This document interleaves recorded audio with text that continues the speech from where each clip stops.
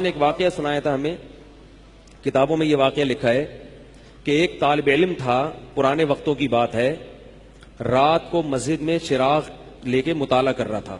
پہلے زمانے میں لائٹ وائٹ تو نہیں ہوتی تھی، گاڑیوں کے سفر نہیں تھے، اونٹوں کے سفر تھے، تو مسافر لوگ بعض دفعہ آ کے مسجدوں میں ٹھہرتے تھے۔ تو اس نے دیکھا کہ ایک جوان لڑکی ہے، پردے میں ہے لیکن خوبصورت جوان لڑکی، وہ آئی اور اس سے کہنے لگی کہ میں راستہ بھٹک گئی ہوں، مجھے ایک رات مسجد میں گزارنے دے دو۔ باقی یعنی صحیح تھی، وہ اسی طرح ہوا تو کہیں بھٹک گئی تھی۔ شہر میں بھی بعض دفعہ لوگ بھول جاتے تھے نا کہ راستہ بھٹک جاتے تھے۔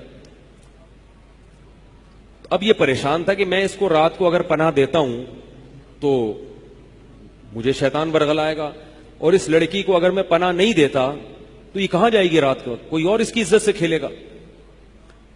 تو اس نے بہرحال اس کو ٹھکانہ دے دیا، اس کو کہا کہ آپ ادھر اس طرف جا کے سو جائیں۔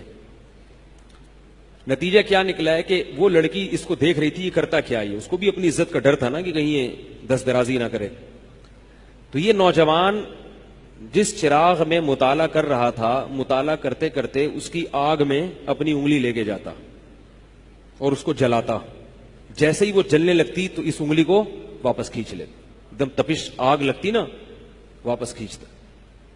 پھر تھوڑی دیر بعد یہ انگلی اس میں لے کے جاتا، پھر واپس کھینچتا۔ پوری رات یہ کرتا رہا ہے اور اپنی انگلی کو جلاتا رہا ہے۔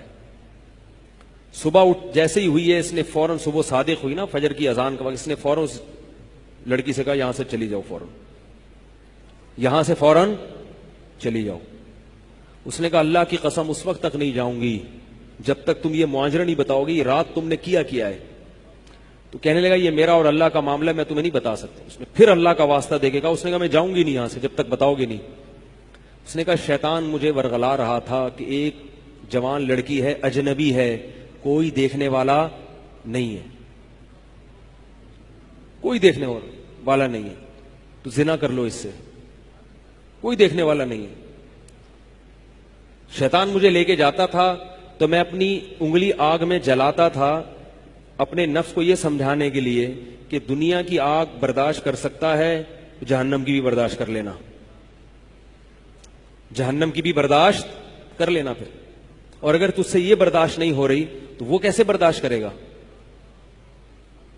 کہہ رہے جب میں آگ میں جلنے لگتا تھا نا تو میری چیخ نکلتی تھی کہ یار یہ نہیں ہو رہی تو وہ کیسے برداشت ہوگی۔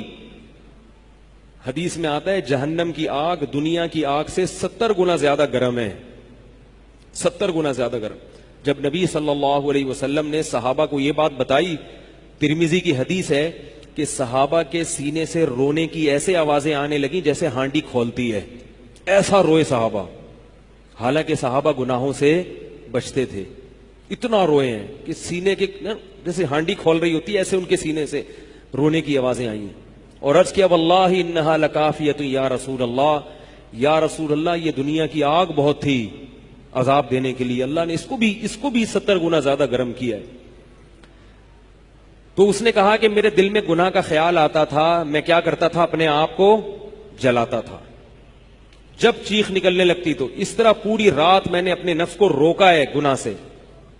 تو تقوی کی برکات ہوتی ہیں۔ اس لڑکی نے کہا، اب گھر میں جا کے اپنے والد سے کہا کہ میں اگر نکاح کروں گی تو صرف کس سے کروں گی، اس نوجوان سے، عفیف اور پاک دامن ہے۔ تو کتابوں میں لکھا ہے کہ اس کے باپ نے اس کا نکاح دیکھو حرام سے بچایا، اللہ نے حلال طریقہ رکھ دیا۔ تو جو بھی زنا سے بچتا ہے نا، یاد رکھو جیسے زنا کرنے کا عذاب بہت سخت ہے، ایسے ہی کسی کو زنا کا موقع ملے اور وہ بچ نکلے اس کا ثواب بھی بہت زیادہ ہے۔